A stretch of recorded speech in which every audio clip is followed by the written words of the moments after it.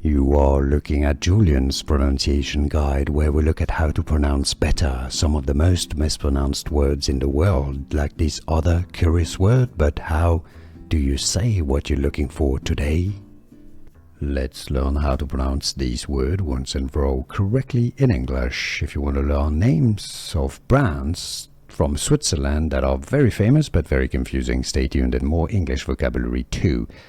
British English pronunciation: stopwatch, stopwatch, stopwatch. The American English pronunciation, how it's usually said in the US, is more as stopwatch, stopwatch, stopwatch, or stopwatch. And now you know. Here are more videos on how to pronounce more confusing words and names too many mispronounced. Like this video if you found it useful. I appreciate your support. I'll see you soon, and thanks for watching.